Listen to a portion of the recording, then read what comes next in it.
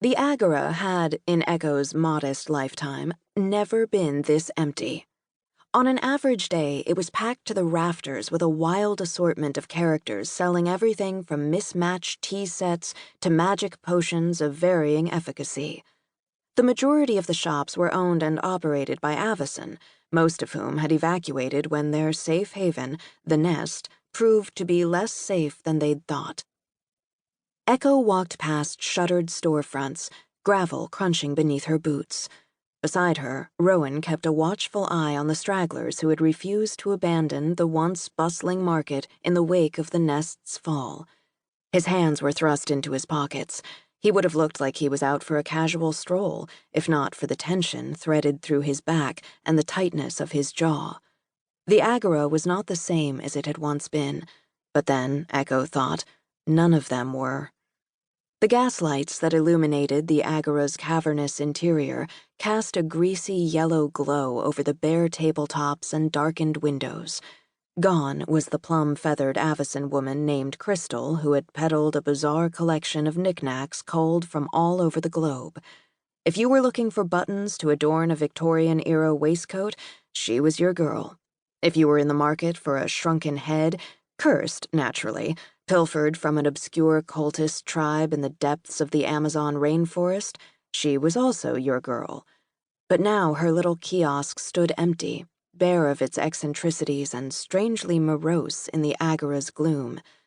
Also gone were the blacksmith, an Avicen by the name of Othello, who had a deep and abiding obsession with speaking in iambic pentameter, and the cobbler and the baker. The cobbler had repaired more than one pair of Echo's boots over the years, and the baker would sneak her treats when his wife wasn't looking in exchange for the latest issue of Spider-Man.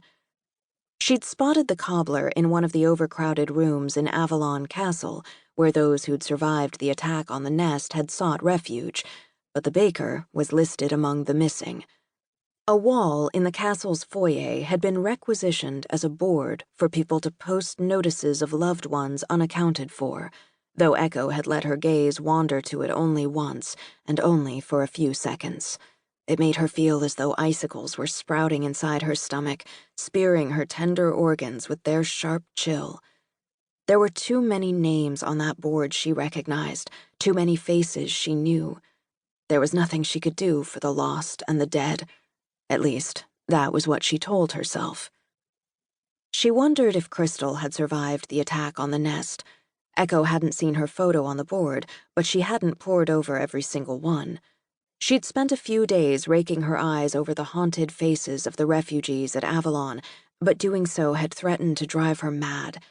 It was easier, Echo found, to wonder about the people whose faces she didn't see. She couldn't bear to think of them as dead, and if by some miracle they weren't, she couldn't bear to see the accusation she feared would be in their eyes. Not all of the Avicen blamed Echo for the tragedy that had befallen them, but enough of them did to stoke the embers of guilt in Echo's heart to a roaring fire. Echo and Rowan stuck to the edges of the Agora to avoid the few vendors who had bothered to stay. Warlocks, every last one of them, probably selling mummified kittens in jars or something equally horrific. Their pale gazes burned holes in her back. They watched, but they didn't approach. A small part of Echo hoped they were afraid of her.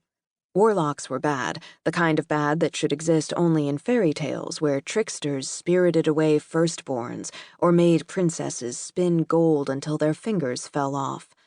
They were as monstrous as humans could make themselves, and if monsters were afraid of Echo, then maybe she stood a chance in the messed-up fairy tale her own life had become.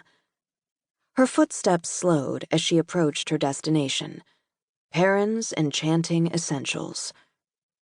"Wait outside?" she asked Rowan. She didn't like the look of those warlocks, even if she was newly fearsome.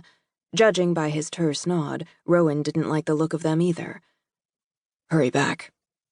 He took up a position by the door, looking every inch the strapping Warhawk recruit, despite his civilian clothes. He had changed, too, just as much as Echo had. With a small huff, Echo steeled herself to enter the shop.